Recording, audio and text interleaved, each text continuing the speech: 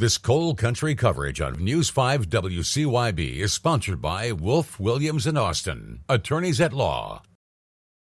Without the mines, there's nothing around here. Everybody would be out of a job. I'm willing to do anything it takes. Have you heard of a company man being injured? One of the scabs being injured? No, it's our people that's getting injured. If they don't get this contract, our whole town goes down. These are tough people down here. You don't mess with these people.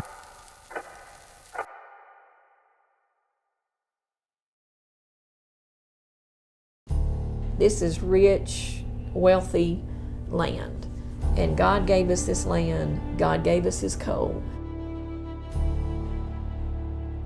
Coal keeps the lights on. It's the hymn sung throughout the coal fields. So coal becomes a big business in Southwest Virginia around the turn of the last century. The company owned it all. They owned all the houses. They owned all the business. If you got arrested for a crime, they took you to their own jail. The company owned everything. They owned you. They owned us. These coal company towns began appearing across Southwest Virginia, and this was the only way for many of those who lived there to earn a living. And at that time, you couldn't really make no money unless you was working for the power company, in the mines, or the telephone company at that time. All my people worked in the mines.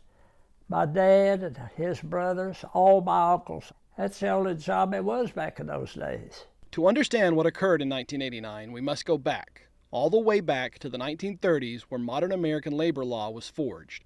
In 1935, President Franklin Delano Roosevelt signed the National Labor Relations Act into law, known as the Wagner Act. This established the right of private sector workers to organize into unions and seek better working conditions without fear of retaliation by employers. The UMWA was founded out of the merger of a couple of different mining unions that existed in the 1800s. You can think of it like an individual finger really doesn't have a whole lot of strength on its own. But if you have a bunch of fingers together, it makes a fist, and that has a lot more power. Following World War II, unions recruited aggressively and went on the offensive for better wages and working conditions. The union fights for safety. That's priority. The union protected your family. The union protected you. Those who work in coal mining say it can be dangerous work, and it takes its toll both physically and mentally. People just don't know how dangerous it really is if you've never been there. I mean, I've had rocks fall on me, God forbid. I've never been hurt real bad. I've hurt my knees and back, just strange, and broke a finger one time. When your family worked in the coal mines, you knew what their life was going to be like and the things they were going to have to live with. Once you're put 20 years in a coal mines, you need health care. I think any job that you do, if you do it long enough and you do it well, it becomes a part of you. In 1947, Congress, defying President Harry S. Truman's veto, passed the Taft-Hartley Act into law. It was a major blow to unions and brought about the so-called right-to-work laws, which states that a person cannot be compelled to join a union and pay union dues. Virginia and Tennessee are right-to-work states. The United Mine Workers Association president, John L. Lewis, known for his aggressive tactics, adapted to the new paradigm. From the time I was a young girl, I would hear the record players of John L. Lewis, but he got the attention of Congress. And that's when you started seeing really good union leaders come out. In 1950, the UMWA and the coal companies agreed to a contract that would dominate their relationship for the next 20 years. Lewis and the union accepted more mechanization of the mines and fewer jobs, but in return got better wages, benefits, and more money for the retirement fund. I think a lot of people forget what brought those good paying jobs in the first place, and that was definitely the union. The 1950 agreement also resulted in the formation of the Bituminous Coal Operators Association, a trade organization comprised of coal companies that was formed to negotiate contracts with the UMWA. To be honest with you, one time, and people can't find this hard to believe, but if you went into a union mines, the company signed you up. The company was our biggest ally, even in right-to-work states. In the 1970s, the demand for coal fell. The American steel industry collapsed, unable to compete with foreign steel producers, and coal-powered forges went dark. Coal companies faced new pressures too, with environmental regulations and new worker safety laws. Coal was on the decline in the 80s. There had been a little bit of a bump in the 1970s because of the oil crisis, but after that sort of ended up resolving, a bunch of coal operators were trying to figure out, where can we cut our costs? The 1980s saw the ascent of Ronald Reagan as president. Several unions endorsed him, including the Teamsters and PATCO, the Professional Air Traffic Controllers Organization. And Reagan, the former Screen Actors Guild president, pledged to work with the union to iron out any issues. But in 1981, PATCO, unhappy with the contract offered to them by the FAA, went on strike. It is for this reason that I must tell those who fail to report for duty this morning they are in violation of the law, and if they do not report for work within 48 hours, they have forfeited their jobs and will be terminated. End of statement. This time in the Republican Party, they were not pro-union. They were pro-business.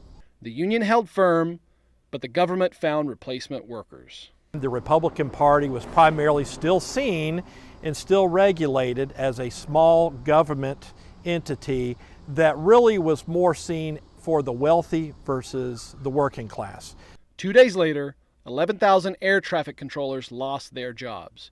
Business leaders and unions across the country got the message. We let the flight controllers go just like that, and if we'd all been there, if we'd had enough sense to say you can't do that, we wouldn't be doing this today. In 1982, the UMWA chose Richard Trumka as their leader, and he adjusted their tactics. We would strike for a couple of weeks when we had contract talks and go right back to work. After that, we have a good contract. In addition to selective strikes, the UMWA started a strike fund in 1983. We started the strike fund, and we had to pay, I think, either 1% of our salary into the strike fund.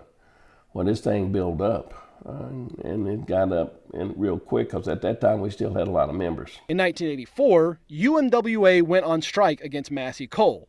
Massey was attempting to break out of union contracts and move its coal production to non-union labor. One of the big reasons that it ended up failing was Massey was very aggressive at their anti-union tactics. They brought in private guards. State police was deployed. They would actually fire into miners' houses. Against this backdrop, declining profits and rising tensions, Pittston pulls out of the BCOA in 1987, wanting to negotiate its own contract with the union. When they broke away from the BCOA, and at that time Pittston was the second largest coal company in the country. Pittston and the UMWA came to an agreement, but by 1988, Pittston still struggled to turn a profit, and the contract expired. And in 88, that whole year 88, before the big strike hit, we went to work every day because our officers said we need to do this. We worked 14 months without a contract. Never had done that before. They were trying to negotiate in good faith. They were doing everything they could, and they were giving in places they could give. But health care for the elderly and for pensioners, and their widows, that was not something they could give. And they started cutting retirement benefits that were part of the contract that those union miners had negotiated. The stage was set for another strike. When you're running down our union, man, you're walking on the fighting side of me. We received a strike call order yesterday afternoon at 2 p.m. We called an emergency meeting for our local, explained the strike call decision. Our membership received that order with open arms. They were pleased to be given the privilege to come out on the strike line and to assist our brothers. There is, at the heart of the region and the communities here, this idea that we're the only ones who can really take care of ourselves. And I think that has been true for 100 years and even more. In '87, my father was in a mine accident, and he was severely injured. And so 3 years later, they took his health care and pension away. Said, you no longer have health care, that it expired just like a credit card. That was our dad. He was worried at that time. He had already been in the mine explosion in '83, and they're talking about, he's not going to have health insurance. And he was blown up in a mine accident and scarred for life. April 5th, 1989. After working 14 months without a contract, the UMWA declared a strike against Pittston Coal Company, and nearly 2,000 UMWA members reported to the picket line. We didn't want to strike. If they gave us the contract we asked for, we'd have been worked next day, but they didn't want to do that. Pittston responded by bringing in replacement workers to keep coal flowing, with a state police escort. And that's one of the things that's really common throughout the history of coal mining, use of private guards, calling in state police to keep miners from obstructing the entrance to mines. We had picket houses out, and people would shoot at them. Just go by, pow, pow, pow, just shoot at the picket houses. During the first week of the strike, Judge Donald McLaughlin Jr., Virginia State Circuit Court judge in Dickinson and Russell counties, issued an injunction against the strikers. And then the injunctions came, the injunctions, and we were illegally doing this, we were illegally doing that. Federal court has ordered UMW locals to get back to work or face fines of $100 a day. The latest $13.5 million in penalties. The union was hit with another $3.5 million in fines today. The union is facing over $25 million in fines. We don't pay no attention to the fines. People don't know what life's all about. With the legal system firmly entrenched against them, strikers shifted tactics, opting for civil disobedience and stressing nonviolence. We had the 14 months while we were still working. We was actually going to class on how we're going to do civil disobedience. We was going to do everything in a safe and a peaceful way. We have probably 1,500 upset coal miners in this area right now, plus their families and plus the community. So I think it was a situation that President Trump wanted to get a handle on to make sure that we kept everybody under control. I laid down in front of trucks one time. There's about 8 or 10 of us, and they started to come toward us. The state police did, but our union rep told us to all get up, so we all got up. So. If they come to arrest you, do not resist arrest. This is a peaceful demonstration. And not just the striking miners, but the entire community. So we got together and we started going to Pittston. My grandmother, my mother, my sister, we all went to Lebanon, and we worked on the picket line there at Pittston Coal Company. And so then they decided to do a sit-in.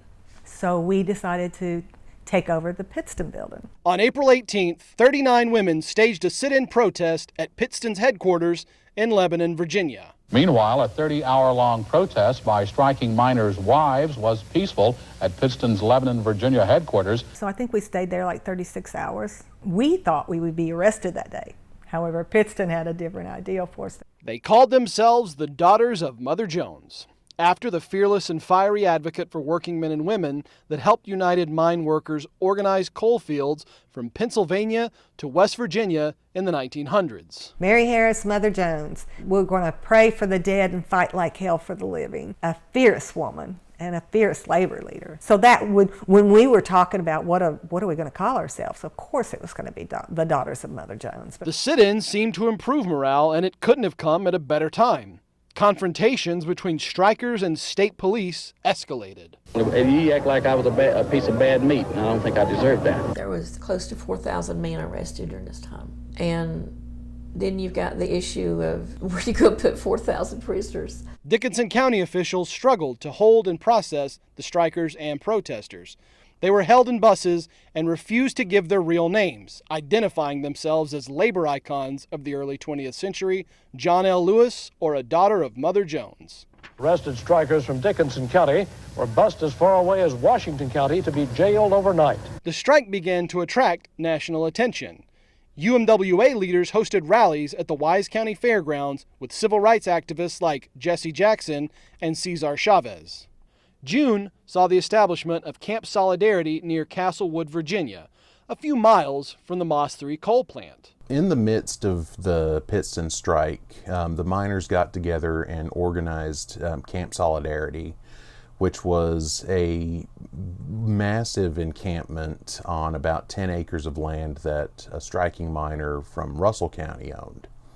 And this really sort of became the base camp for the miners. Because there were so many people coming in, we didn't have no place to put them. The state police were staying in all the hotels. So there was no place for the people who supported the union. Yeah, I spent a lot of time over there. I had my granddaughter with me most of the time. They fed a lot of people, and they took a lot of food out on the picket line. Yeah, I spent a lot of time over at that Camp Solidarity. What began as a campsite grew into a local union institution. It got international attention. And of course, Cecil Roberts, who was then a vice president of the UMWA, he was a constant presence on the ground. Cecil Roberts said, we're not going to be broke. We're not going to let them break us. There's a real class war going on here between the very wealthy, the very powerful, the very rich, and people who work for a living. Meanwhile, the sit-downs, blockades, and arrests continued. Strikers found new avenues of civil disobedience, monitoring shortwave radio and blocking approaching coal trucks with cars. There were also convoys where hundreds of UMWA members and allies, calling themselves tourists, slowed the pace of traffic, resulting in hundreds of traffic violations. We had to come up with a strategy every time they come up with something we did. Well, and show you how things can fall in your lap and how the good Lord can bless you. Sister Bernie, a nun who operated a health wagon out of Dickinson County, was trying to make her rounds when she was mistaken for being a part of the convoy. Well, when they arrested Sister Bernie, we had churches from all over the country that joined in on this. Pittston criticized church leaders as misinformed and biased. I'm very biased. I'm biased for the poor and the needy, and I make no bones about it. There were also other acts of resistance not approved by the UMWA. Coal trucks were pelted with rocks, and their tires were shredded by jack rocks, which were nails welded together resembling toy jacks. As the strike wore on, some wildcat strikers escalated to greater violence. The discovery of a second, bigger bundle of dynamite forced the evacuation of the area in Dickinson County and closed State Route 63 for hours. Despite this, no one died. It makes me even more firm in my resolve that I'm not going to yield to terrorists. They wanted to portray that as that we were a violent group. The union would never call for violence. When you're talking about dealing with thousands of people, not hundreds, but thousands of people, it's kind of hard. As the summer came to a close, the most dramatic moment of the strike was about to occur. Bills, we picket at the bridge, we go to jail, we get on the road, we go to jail, there's no place left. This is it. This is it. On September 17th, UMWA staged a surprise takeover of the Moss 3 plant. Aided by a distraction convoy that drew the attention of the state police and private security, 98 UMWA members and one minister arrived at the plant and occupied it, claiming they were stockholders and were there to inspect the property. We've always known it was a thing that they've always mismanaged the situation. And we see now by coming up here and checking it out, that's what's been going on. They occupied the plant for 4 days and brought coal production in Virginia to a screeching halt. It was Vietnam veterans who had planned that takeover, and it was kind of strategic from a military standpoint. When those trucks rode up and those men came out in those camouflage and those backpacks, it looked like a scene out of a movie. After a 4-day standoff and tense negotiations, federal judge Glenn Williams ordered the occupiers to leave the plant. We're cooperating fully with the appropriate state and federal officials in dealing with this latest act of violence by the union. Mike Odom is making a living off of insulting the people of Southwest Virginia, and this is another example. These people did something quite dramatic because they want to save their jobs and save their families and save their livelihoods. UMWA President Cecil Roberts shared the news with the occupiers. They eventually complied and peacefully left the property. The Moss 3 takeover, which I do think was the beginning of the end for Pittston, that was the turn of the strike, I think. With the entire country and the world watching, Pittston and the UMWA sat down for marathon bargaining sessions. Instead of us taking a position out and them taking a position out and saying, here's our position and here's your position, they don't match. What I've suggested is we ask them for their needs.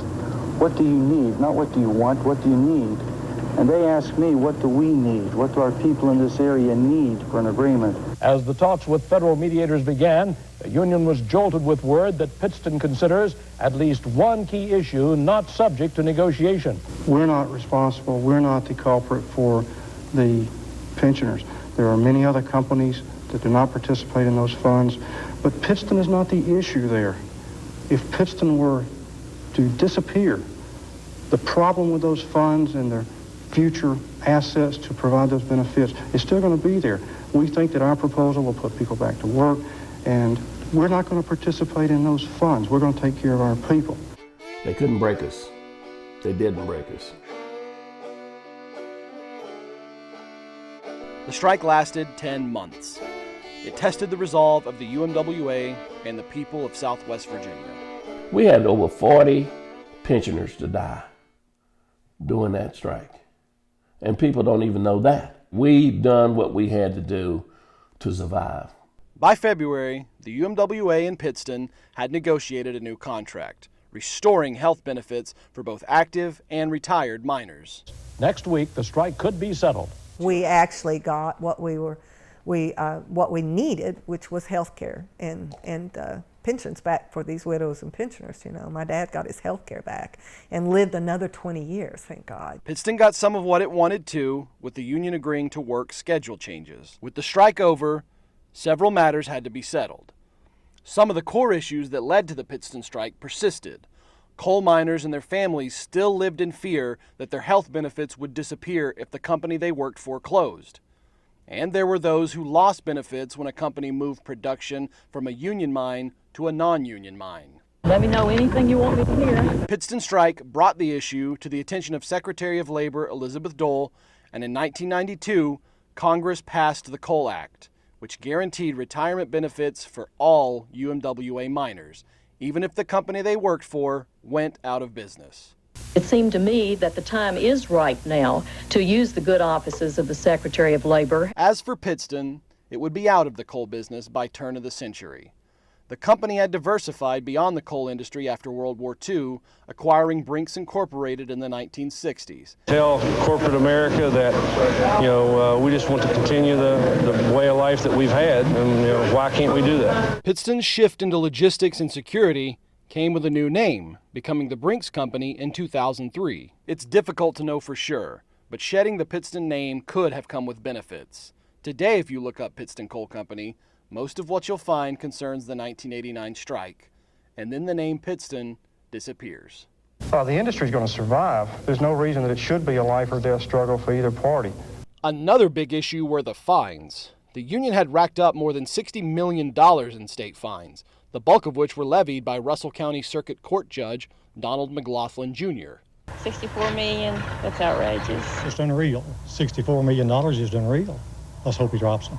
The case was tied up in the legal system for years and went all the way to the Supreme Court. In the end, some of the fines were waived and others were replaced with community service. That's a step. That's a step in the right direction. That's what the step we want to know. Long before the fines were settled, or even before the strike was over, the union entered local Virginia politics.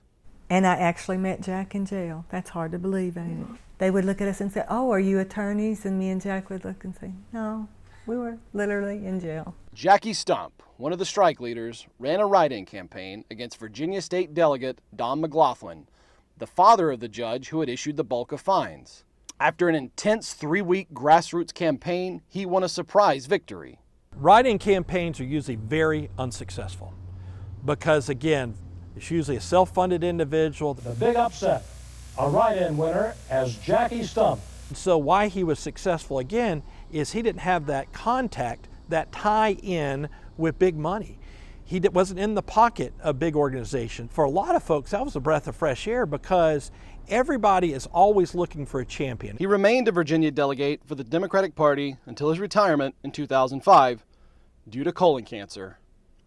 He passed away on June 2nd, 2016 at the age of 66. I feel stronger than I've ever been, and, I'm going to pass that on to all the people. The special election for Jackie's seat was won by Democrat Dan Bowling, but that's the last time it would be blue. Bolling lost to Republican Will Moorfield in 2009. The next year, Republican Morgan Griffith defeated 28-year Democratic incumbent Rick Boucher in Virginia's 9th Congressional District. During those times, things were changing political-wise, just everything was changing. At the time, the labor, it leaned more toward a liberal area, and people were more liberal in that time because that's unions. The economy was changing too. Really didn't have nowhere to go back then, coal mines or railroad or telephone company. That's it. But that's good. That's better than what we got now. Ain't no place for young kids to make a future. But there are signs elsewhere that organized labor is making a comeback. More than 10,000 workers at Starbucks locations around the United States have voted to join Workers United. We are seeing a resurgence in organized labor in general, and usually in sectors that have not traditionally been unionized. I mean, thinking about Starbucks Workers United, but even thinking about the UAW's big push to unionize outside of the big three. President Joe Biden joined the UAW picket line in September of 2023 after they went on strike against the big three, Ford, GM, and Stellantis, becoming the first president to do so. And following that, a historic breakthrough. Volkswagen workers in Chattanooga voted overwhelmingly to join the United Auto Workers, making them the first Southern auto workers outside of the big three to form a union. The Harris-Walz campaign was endorsed by the UAW. However, there are notable holdouts. Teamsters President Sean O'Brien recently spoke at the Republican National Convention. As we've seen that pendulum switch over time, the Republican Party has become more and more union aligned. Despite the changing landscape, whether it's physical, economic, or political, local organizing and resistance is still alive in Russell County. In 2023, negotiations began to use the site of the old Moss 3 coal prep plant as a landfill. We've been through this before with coal mining. It provided our way of life here. This was a booming town once, and now we have been left with nothing, and we don't want that again. Community group We Say No to Moss 3 coalesced around the issue, citing concerns about health and water quality. For a community that has lost so much, a final insult, a garbage dump. However, county shall terminate negotiations with NOVA. In June of 2024, the Russell County Board of Supervisors voted unanimously to stop the landfill proposal. We're happy that it's over, but we still have work to do. Some say it's tempting to call it a small victory in the aftermath of the larger one in 1990, but it's not small to those who call this land home. We loved our life. We loved the mountain life. We loved what it showed us. It made us strong people. We're strong people. If you go back, would you do it all over again? Yes, sir. I would. I'd go back tomorrow. I had it to do over. I'd fight even worse against the company that's tried to take all the rights of the people that made them big. Back here in the mountains, we always make it.